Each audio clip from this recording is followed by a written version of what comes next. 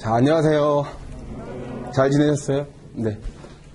반가운 얼굴도 있고, 또, 새로, 처음 뵙는 분도 계신 것 같아요.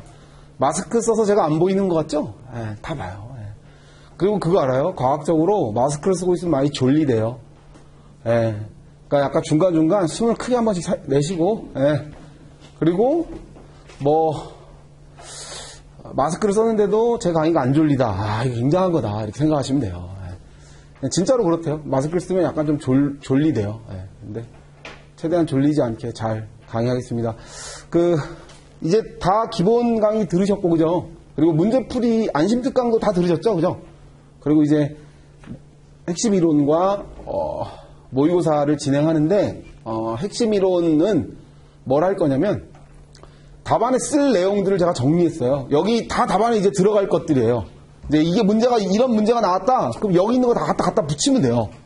자, 그래서 오늘은 이제 핵심 이론을 설명하면서 우리 사례 문제 답안에 들어갈 내용. 이게 약술로도 나올 수 있는 거니까요. 약술과 사례를 같이 준비하는 거고, 사실 약술은 여러분들이 많이 걱정하시는데, 외우면 나오고, 외우면 쓰고, 못 외우면 틀리는 거지, 뭐. 근데 사례는 이제 여러분들 다 대비하고 준비하고 계시니까, 제가 분명히 말씀드렸지만 사례 속에서 대비를 하면서 약술도 준비해야 하는 거예요. 예. 약술은 전혀 엉뚱하고 생뚱맞게 나오는 게 아니니까. 사례 속에서 약술들이 나오니까. 그리고 과거 기출됐던 문제들을 보시면 알고 있던 기본 이론 속에서 약술이 나오는 것들도 많아요.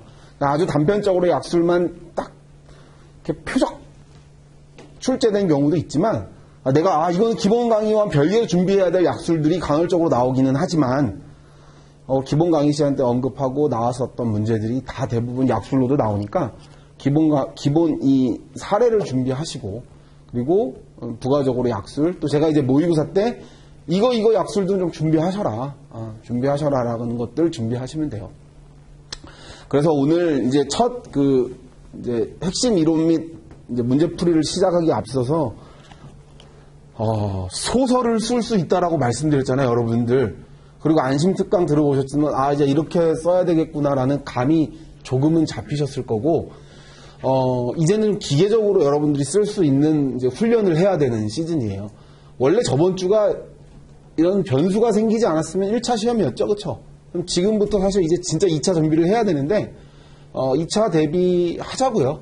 하고, 11월, 12월 썰이 있는데 언제인지 아무도 모르는 거니까 아마 밀리겠죠. 1차가 밀린 만큼 밀릴 텐데 이제 준비하시고 또 이제 자동차 보험은 상대적으로 그러니까 제가 보기라서 그런지 모르겠는데 외울 게 좀 덜 하지 않아요? 그죠? 외울 게 상대적으로 덜해요. 의학 3보험 한정하겠잖아요. 그죠? 자동차 보험 빨리빨리 떼놓고 이것만 다 외워도 돼요.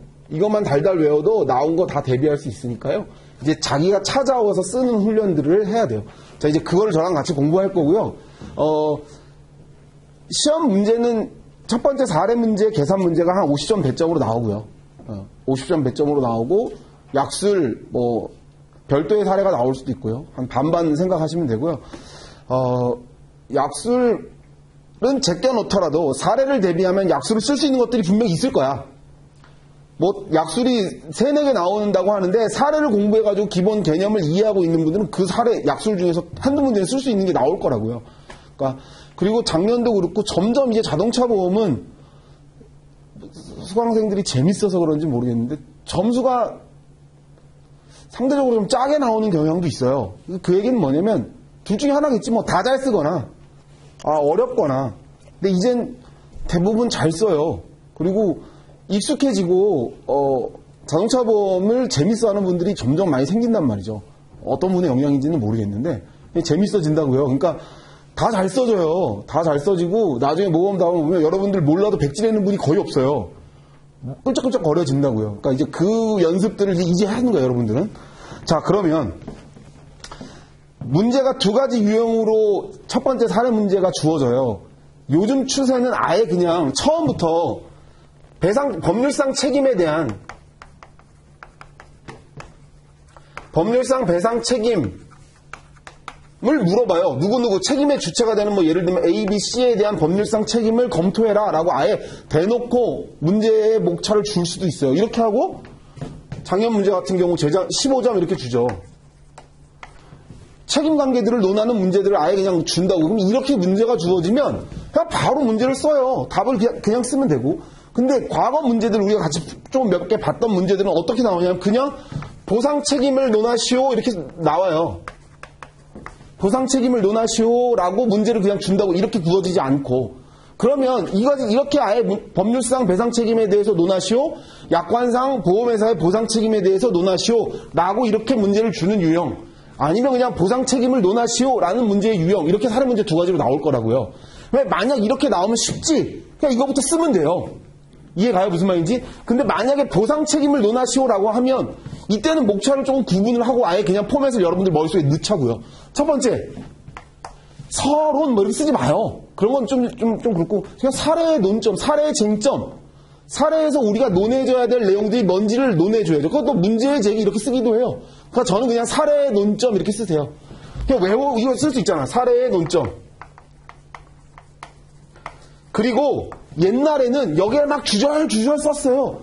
근데 딱 주절전에 뭐뭇으로 뭐뭘 준비해야 되고 뭐뭘 봐야 되고 갑보험사, 을보험사 이런 것들을 검토해야 되나 짜증날 것 같아. 내가 이제 채점을 해보면 그냥 간단하게 이렇게 써도 돼요. 이렇게 슬러시 하든 아니면 1 해도 되고요. 이 안에서 논해져야 될 뭐 무단운전에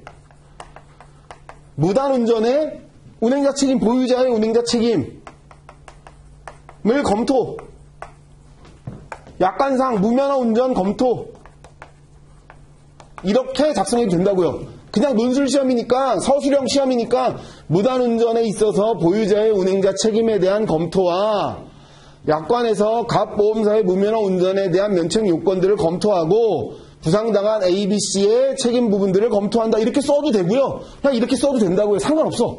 그러니까 여러분들 편하신 대로 쓰세요. 그러니까 그거는 이제 뭐가 맞다 틀리다라기보다 이런 방법들이 있으니까 여러분들이 맞는 방법들을 이제 훈련해서 써야 돼요. 이해 가시죠? 무슨 말인지.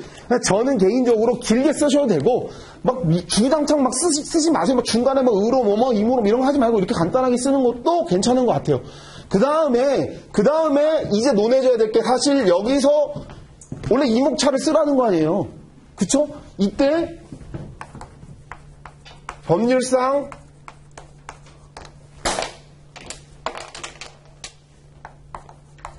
배상 책임 검토.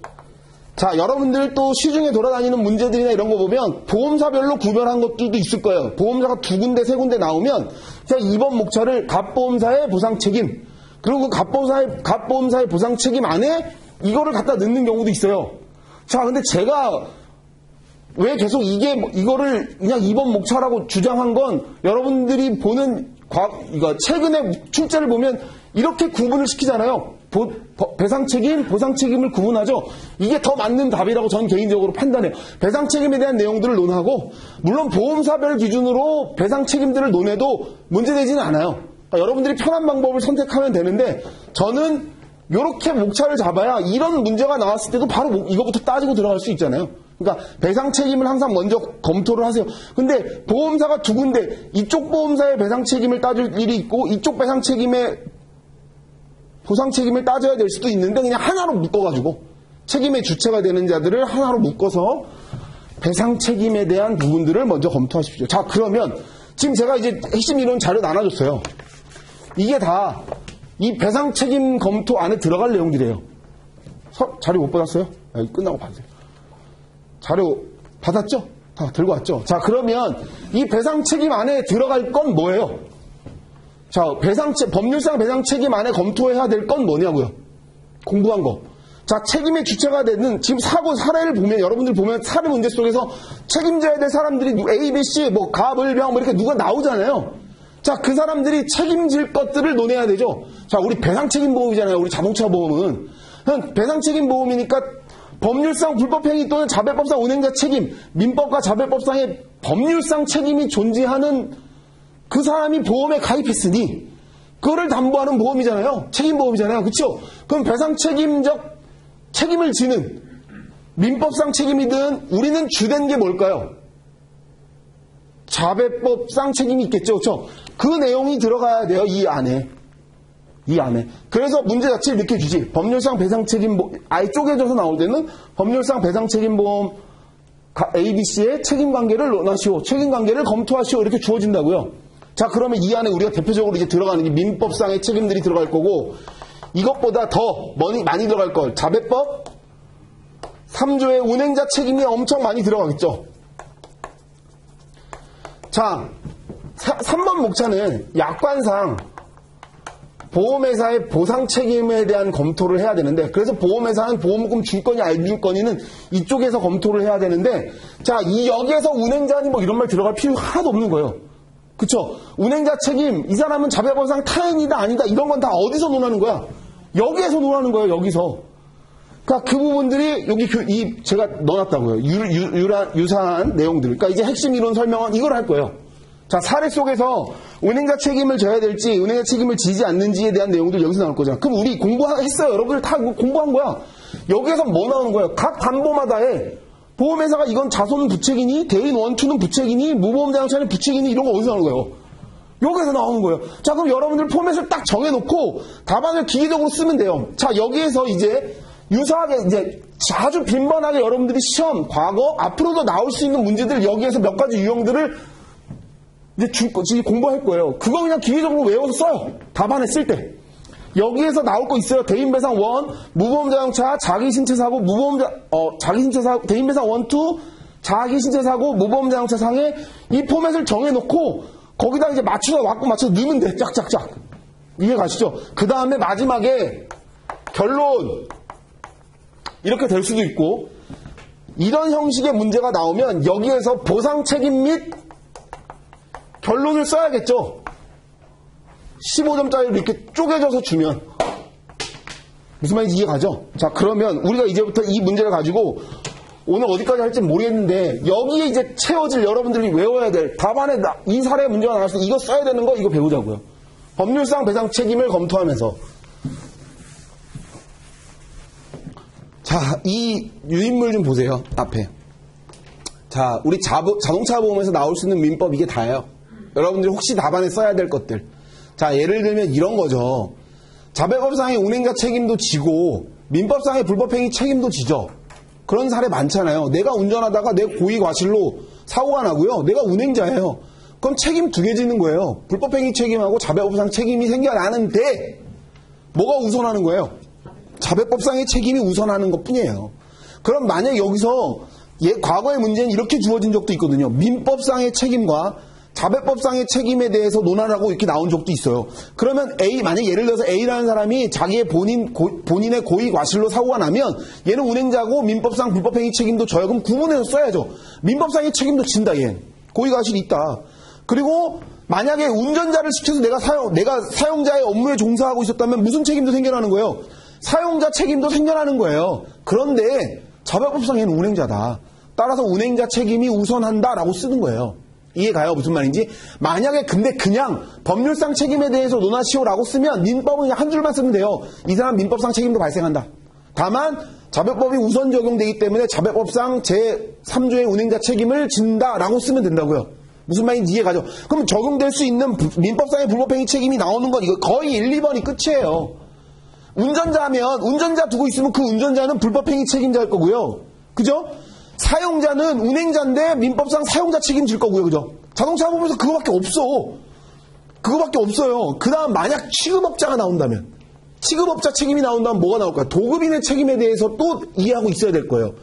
그 다음에 공동불법행위는 뭐 쓸 일은 거의 없을 거고, 그거에 대해서 민법상 책임 물어본다면 그거 쓰면 되는 거예요. 그러니까 여러분들이 외워야 될 조항은 요거 다예요. 요거 다. 이거 다 외우지 말고 그냥 간단하게 외워요. 750조 고의 또는 과실로 이 사람 민법상 불법행위 책임진다. 이 사람은 사용자로서 756조의 사용자 책임을 진다. 그런데 거의 대부분 어떤 경우가 될 거라고? 다만 자배법상의 운행자로서 민법은 적용되지 않고 자배법이 특별법으로 우선 적용된다. 이렇게 답안 쓰면 된다고요. 이해 가시죠? 무슨 말인지. 그냥 책임을 물어봤는데 자배법만 쓰면은 민법상 책임도 언급은 해줘야죠. 근데 막 길게 쓸 필요 없어. 불법행위의 고의 과실, 책임 능력, 위법성 이런 거 논할 필요 없어. 쓰지 마요, 그런 거. 그런 것들이 논점이 돼가지고 책임 안 질 일 없어, 시험에. 자동차 사고에 무슨 책임 능력 있을 수 있겠다. 뭐 6살짜리가 자동차 운전하고 그런 거 사례 나오겠냐고요. 없어요. 이해 가시죠? 무슨 말인지. 그러니까 아예 그러면 이제 정리를 해보면서 외우자고요. 민법상 책임, 자배법상의 책임을 물어보면 두 개 동시에 질 때는 민법은 그냥 언급만. 민법상 불법행위 책임을 진다. 이 사안은 이 사람의 고의 또는 이 사람의 과실로 발생한 사고로 불법행위 책임을 지지만 자배법이 우선 적용된다. 근데 만약 그냥 묻지 않고 운행자 책임에 대해서 물어볼 수도 있어요. 다음 중 책임의 주체가 된 A, B, C의 운행자 책임에 대한 검토와 보험회사의 보상 책임, 묻는 말만 쓰면 되는 거예요. 묻는 말만. 이해 가시죠? 하나도 안 어려워요. 제가 왜 이어 얘기하냐면 그냥 머릿속으로 지금 다 이해하고 있죠? 써봐 막상 써지나. 안 써진다니까. 훈련해야 돼요. 쓰는 훈련을. 그래서 제가 밑줄 그는 거 이건 답안에 들어가면 괜찮으면 그걸 알려드릴게요. 지금 하면서. 자, 사용자 책임, 불법행위 책임, 도급인, 공동불법행위, 이거 대습상속하고 동시사망, 이거는 계산 문제 때 나올 수 있는 우리가 적용될 수 있는 민법상의 내용들이에요. 요건 계산 문제 할 때 이런 사례 문제들 풀어보면 이해가, 과거 기출됐던 거 있죠. 자, 우리 민법 나오는 건 이게 다야, 이게 다. 근데 이거 쓸 일보다 그 뒷장부터 쓸 내용들이 실제 여러분들 답안 쓸 때 써야 되는 내용들이다. 자, 법률상 책임에 대한 우리 2번 목차, 보통은 우리가 2번 목차라고 하는 법률상 배상 책임 검토 단계에 해당하는, 자, 민법상의 책임들은 아까 그런 내용들만 언급하면 돼요. 자, 제가 뭐 여기서 자세하게 핵심 이론 설명하는데 민법상의 내용들 다 설명할 수 없잖아요. 기본 강의 시간 때 여러분 다 알고 있는 내용들이고 책임근제 때 다 공부했던 내용들이니까 그거 그냥 이해하고 계시고. 자, 그러면 또 하나 우리가 제일 시험에 많이 여러분들이 답안 써야 되는 건, 자, 운행자 책임 이렇게 보통 우리가 표현하는. 자, 운행자 책임. 이 운행자 책임 뭐예요? 자배법 3조의 책임이에요. 그죠? 이 자배법 3조의 책임, 운행자 책임을 지려는 요건, 우리 이제 공부해 봅시다. 복습해 봅시다. 운행자 책임 지려면 뭐, 어떻게 해야 돼요? 자배법 3조를 그냥 외우면 돼요. 자기를 위하여 자동차를 운행하는 자가. 운행으로, 그죠? 자배법 3조는 운행으로 누가 다쳐야 돼요? 타인이 다치면 그거에 대한 손해배상 책임을 진다가 자배법 3조잖아요. 자, 그게 뭐예요? 운행자 책임이잖아요. 자, 그러면 운행자 책임을 질 요건은 뭐예요? 운행자가 운행으로 타인이 사상하면 돼요. 시험 문제에 나오는 건 그 운행자와 타인이 시험에 나와요. 근데 그거 갖다 쓰는 거야, 이 안에다가. 자, 만약 시험 문제 여러분들 안심특강이나 이런 문제풀이에서 보았듯 책임의 주체 A, B, C 누가 나오잖아요. 그럼 그 사람이 운행자인지를 먼저 찾으라 그랬죠, 제가. 그리고 아마 그 문제에서 다친 사람도 주어지잖아요. 자, 그 다친 사람은 뭐에 해당해야 돈을 주는 거예요? 뭐에 해당돼야 배상을 받을 수 있어요? 보호할 수 있냐고. 타인에 해당돼. 누가 다치게 하는 거예요? 운행자가 다치게 하고 누가 다쳐야 되는 거예요? 타인이 다쳐야 하는 거예요. 자, 그러면 문제 속에서 A, B, C가 주어졌다. 그럼 얘들이 운행자인지를 찾고요. 자, 그 운행자가 찾았으면 이 다친 애들은 타인인지를 찾는 거예요. 자, 그럼 시험 문제 이 2번 목차에 들어갈 문제는 운행자인지와 타인으로 보호할 수 있는지를 찾아야 돼요. 그래서 여러분들 제가 나눠줬던 유인물의 문제 속에 보면 대부분 목차는 운행자성, 뭐 A의 자배법상의 지위와 책임, 그리고 막 타인성이 문제되는 공동운행자의 타인성이 나오면 뭐 B의 타인성, 이런 것들이 목차라고요, 다. 그러니까 결국 목차화될 수 있는 건 얘네뿐이에요, 얘네뿐. 그러면 운행자의 논점이 될 수 있는 유형들이 있죠. 나와 있는 거. 무단운전, 절취운전, 사용대차, 임대차, 명의대여, 명의잔존, 취급업자. 이것뿐이에요. 그럼 이 유형에 대해서 여러분들 외우면 돼, 그냥. 뭘?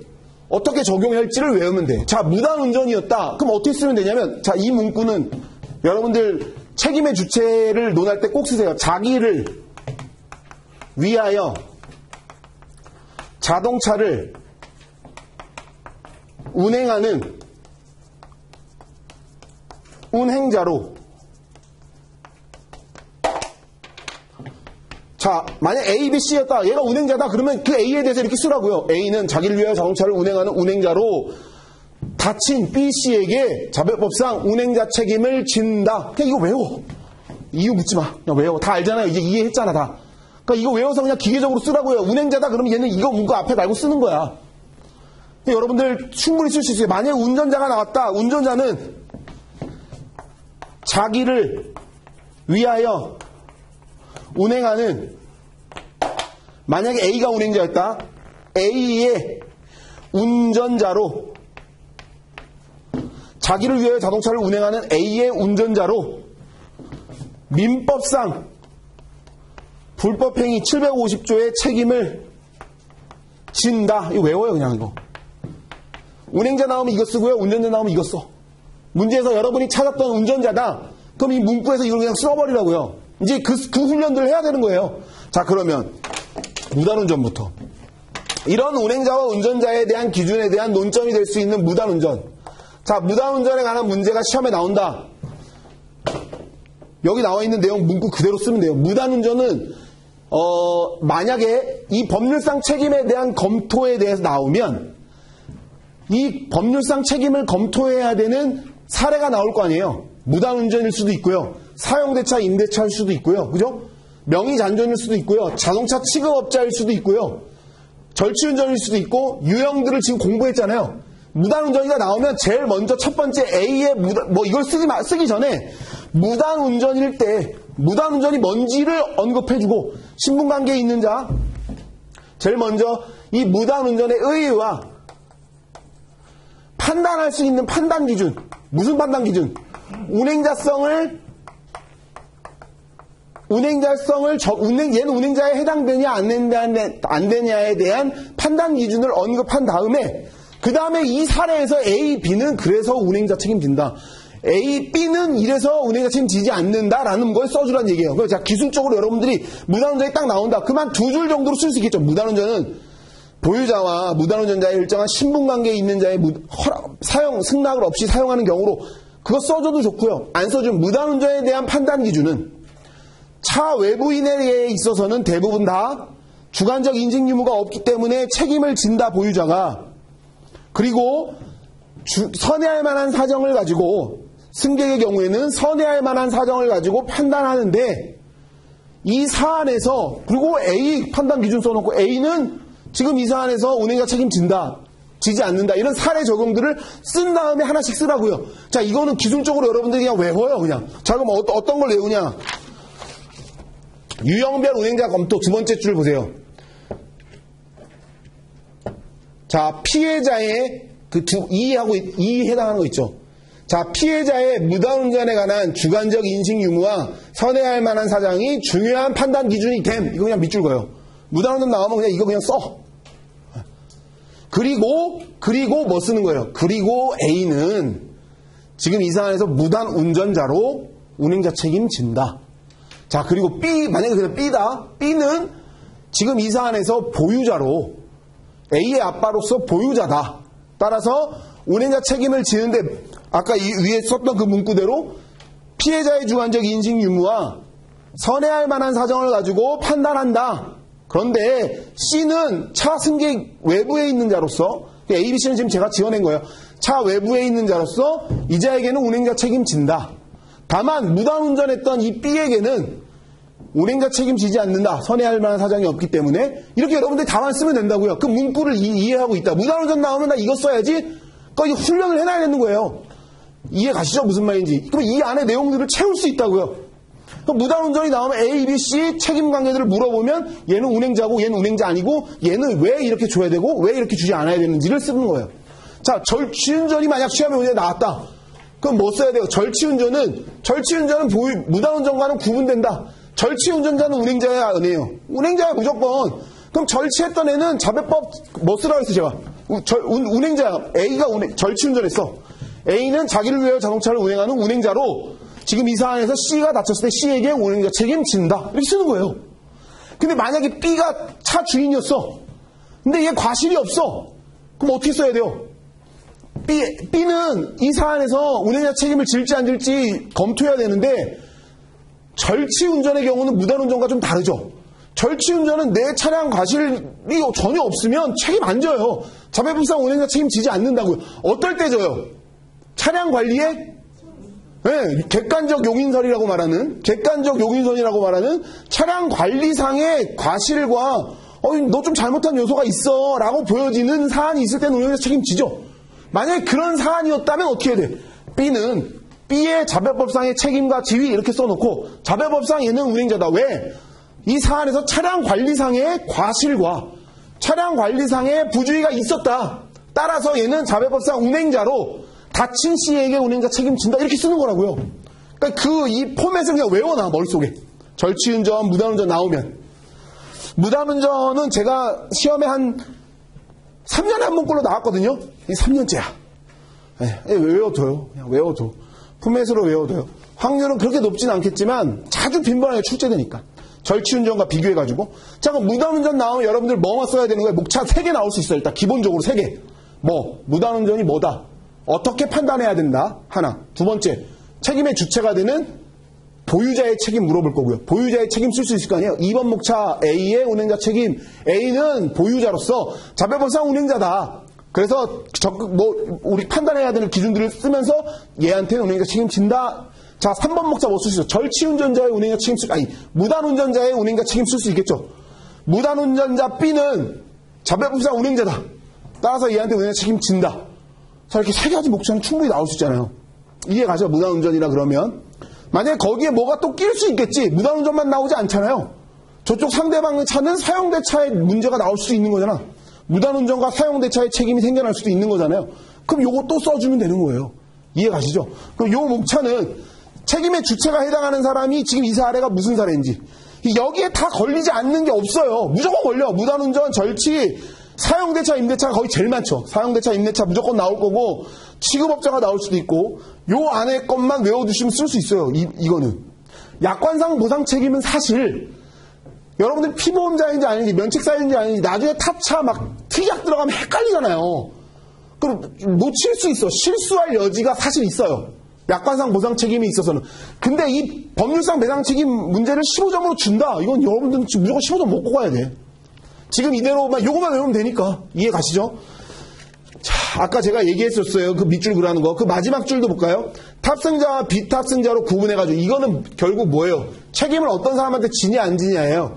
자, 무단운전에서 차 외부인 얘 무단운전인지 아닌지 알 수 없었던 사람 나오면 그 사람한테 무조건 준다. 외워 그냥. 이제 이해했잖아요. 준다 안 준다? 줘요. 누가? 무단운전자는 물론이고 보유자도 무조건 책임지는 거예요. 그냥 외워. 승객일 때가 문제예요. 승객일 때가. 승객일 때는 어떤 사람일 때는 어떤 사람은 줘요. 그냥 단순 동승은 줘요. 좀 찜찜한데 타도 준다고요. 어떤 사람만 안 준다? 적극 종용하거나 지가 운전하는 애한테는 안 주는 거예요. 이해 가시죠? 그러니까 아예 구분해가지고 그냥 외우라고요. 그럼 기계적으로 써야 돼. 시간 줄여야지, 여러분들. 그리고 모르는 약수를 가지고 한숨 팍팍 쉬어야 될 거 아니에요. 빨리 이거 해놓고. 시험 문제 가면 어떻게 다 아는 문제가 다 나오겠어요. 모르는 문제 분명 나와. 온갖 잡다한 생각들을 다 끄집어놔가지고 뭐 알고 있는, 나 이만큼 알고 있어요 라고 쓰는 건 모르는 문제 쓰시고 이렇게 아는 문제들은 딱 짜놓은 거 그냥 기계적으로 쓰는 거예요. 기계적으로. 무슨 펜으로? 제가 나눠준 펜으로. 자, 그 다음 절취운전은 거기 밑줄 긋읍시다. 2번에 차량 및 열쇠 관리상의 과실로 절취운전이 발생한 경우 운행자 책임진다. 문구 나오면 이거 쓰는 거예요. 이 문구 그냥 외웠다 써요. 자, 근데 여러분들 지금 기본 강의로 다 이해하고 있죠. 지금 제 내용 다 이해가죠. 자, 금방 외워져서 쓸 수 있어요. 제가 장담하는데 여러분들 모의고사 때 이런 문제 한 번만 보고 여러분들이 한 번만 써보잖아요. 기계적으로 나와. 그러니까 답안이 거의 다 비슷할 거야. 제가 밑줄 그라는 것만 다 쓸 거 아니에요. 그죠? 그럼 돼요. 그럼 되니까 거기서 실수하냐 안 하냐고 누가 더 한 줄 더 맛깔나게 쓰냐지 뭐. 목차를 누가 더 가독성 좋게. 여자분들이 저는 합격률이 상당해요. 옛날에는 이런 비하는 절대 아니고 3종 대인 같은 거 할 때는 여자분들이 거의 없었어요. 왜 자동차 대인 직원들은 남자분들이 주로 하거든요. 그래서 예전에 4종일 때 여자분들이 많았는데 3종은 답안 봐도 여자분들이 잘 못 썼는데 글씨체는 기가 막히지 여자분들이. 남자분들은 보통 연애 편지를 잘 안 쓰거든요. 여자분들은 여자끼리도 주고받잖아 편지를. 남자가 편지 주고받는다? 미친놈이지. 없어요 그런 사람 절대. 근데 여자들은 선물 줄 때도 뭐 받더라고. 우리 와이프도 아직까지 뭐 친구가 선물 주면 카드라도 써. 카드라도. 자, 그게 참 여러분들 시험 볼 때 유리한 걸로 작용해요. 여자분들이 가독성이 훨씬 좋아요 남자분들보다. 그러니까 내용만 좀 알차면 여자분들 합격률이 높아요. 진짜야 진짜. 그리고 저도 답안 봐도 남자분들 글씨 잘 쓰시는 분들 좀 극소수거든요. 여자분들은 다 글씨 못 쓰는 분이 극소수예요. 그러니까 여자분들이 근데 한 가지 단점은 글씨가 좀 작아. 예. 왜냐하면 조그마한 편지지에 많은 내용을 써야 되거든요. 여자분들 글씨가 작아. 그게 좀 남자는 조그만 거에 크게 쓰거든요. 몇 자 안 쓰고 축하합니다 이렇게만 쓰니까. 여자분들은 글씨체만 조금 크게 쓰면 진짜 좋아요. 답안이. 뭐하다 이게 나왔지? 아, 이게 외워요. 그냥 외워서 써. 그냥 외워서 써. 제가 외우라는 거. 자, 그 다음에 사용대차, 임대차. 이것도 그냥 시험 문제에 만약 이 사례가 지금 사용대차 사례다. 이 사례가 임대차 사례다. 외워. 그냥 알잖아요. 뭐다? 둘 다? 둘 다 운행자예요. 사용대차, 임대차는 뭐가 더 중요하다? 뒤에서 나올 타인성이 더 중요해요. 이 사람들을 보호해줘. 똑같은 운행자일 때 얘를 보호해줘야 되나 안 해줘야 되는 타인성에 대한 문제가 중요하지 둘 다 운행자예요. 따라서 시험 문제에서 만약 책임을 논하는 문제가 나왔는데 A, B가 사용대차 관계다. 그럼 뭐 쓰면 돼요? A의 자별법상 지위. 자, 그럼 이걸 아예 정하고 갑시다. 여러분들 책임의 주체에 대한 목차가 이렇게 나오면 A의 책임에 대한 걸 논하라고 문제 나오면 A의 자배법상 지위와 책임 이렇게 씁시다. 이 목차로. A의 자배법상 지위 뭐예요? 자배법상의 운행자니 아닌지 묻는 거고 그래서 책임 있니 없니를 묻는 거잖아요. 이해 가시죠? 자, 그럼 만약에 이게 자배법상의 문제뿐만 아니라 민법상의 문제가 나오면 그냥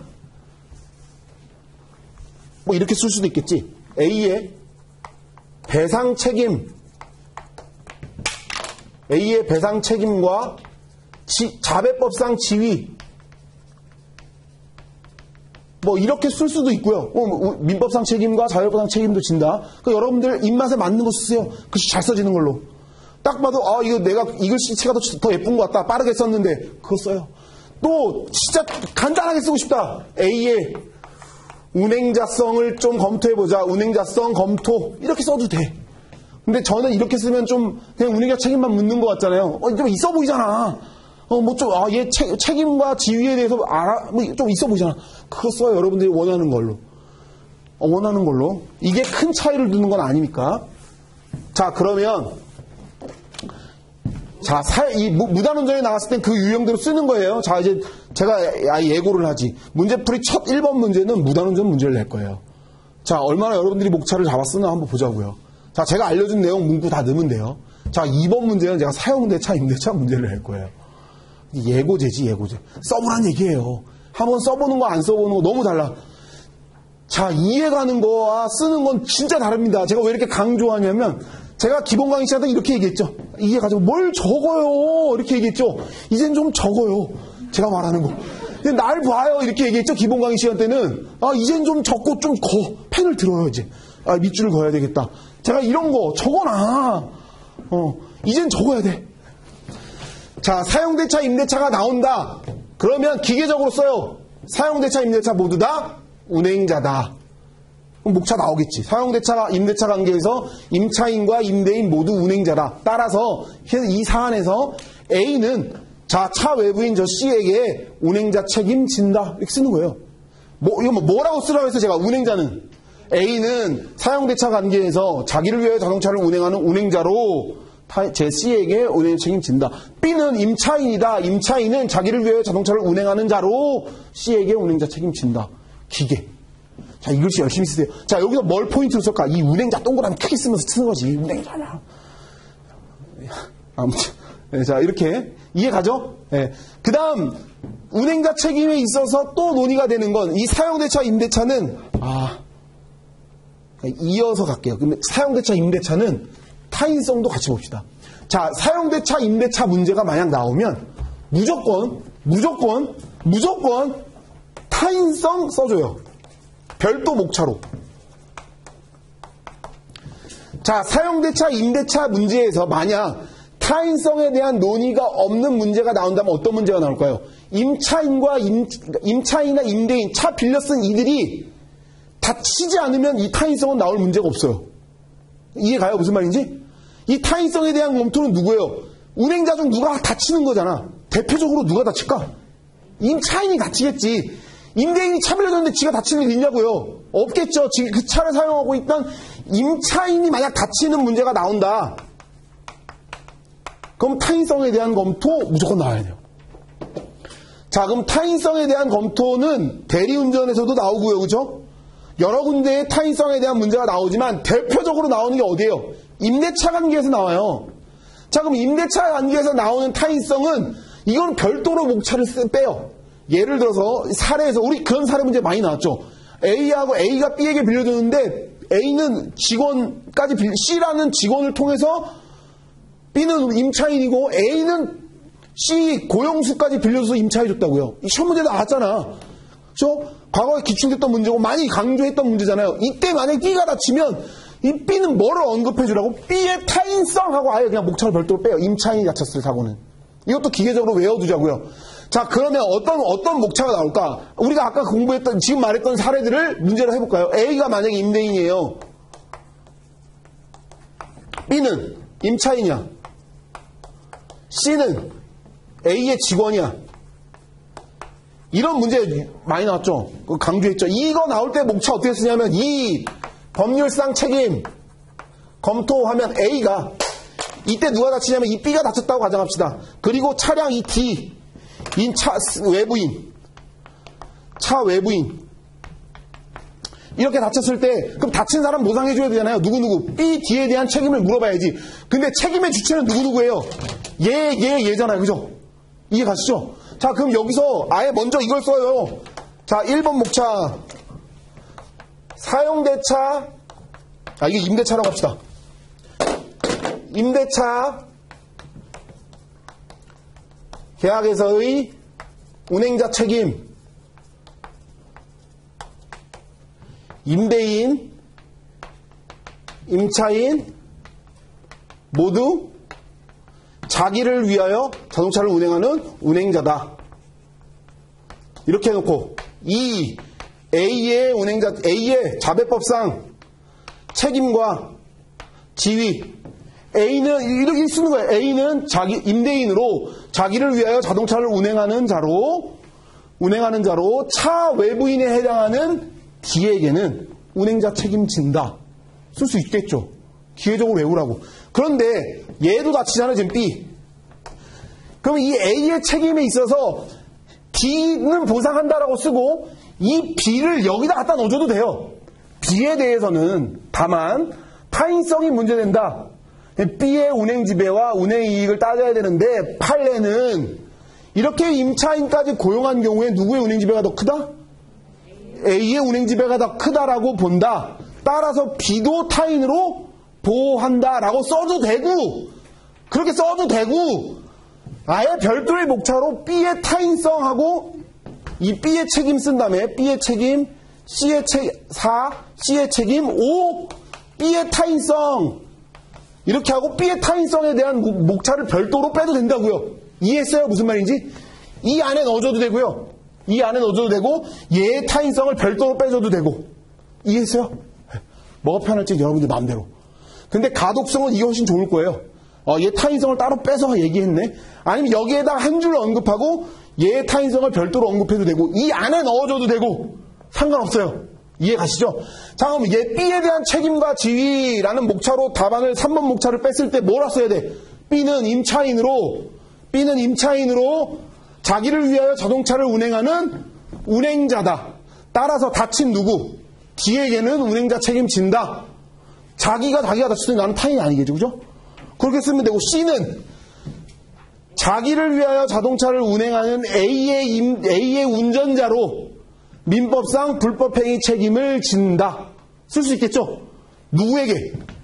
얘한테 무슨 불법행위 책임지겠죠? 얘한테도 불법행위 책임질 거예요. 왜? 얘 고의거실로 인해서 얘가 다쳤다면. 이해 가시죠? 그 다음에 B의 타인성 써놓고 B는 운행자지만 내부적인 관계, 누구? A하고의 관계에서는 타인성이 주된 논점이 된다. 판례는, 자, 이 문구 적어야지. 직접적이고 구체적이고 현재적인 운행자가 간접적이고 잠재적이고 추상적인 운행자에게 자배부생 운행자 책임을 져야 된다라고 말한다. 따라서 이 B는 지금 이 사안에서 C를 같이 고용한 A보다 운행지배가 더 작다. 더 간접적이고, 답안은 그렇게 써요. 간접적이고 잠재적이고 추상적이다. 따라서 타인으로 보호한다. 라고 아예 2번 목차를 끝내는 거지. 이해 가시죠? 그냥 기계적으로 외워요, 그냥 이거. 기계적으로 외워. 자기를 위해 어렵지 않죠? 다 고개 끄덕이고 있거든요. 자, 밑줄 그라는 거 밑줄 그고. 자, 공동은행자 지금 나왔으니까 거기, 몇 번째 페이지나요? 5페이지. 5페이지. 자, 지금 제가 설명한 게 2번이에요. 일반적인 임차인, 운전사까지 임대한 임차인. 그냥 다 밑줄 그어놓고, 첫 번째 공동은행자의 타인성 해놓고, 세 번째 줄, 운행지배가 간접적이고 잠재적이고 추상적인 운행자는 운행지배가 직접적이고 현재적이고 구체적인 운행자에게 타인임을 주장할 수 있다. 밑줄.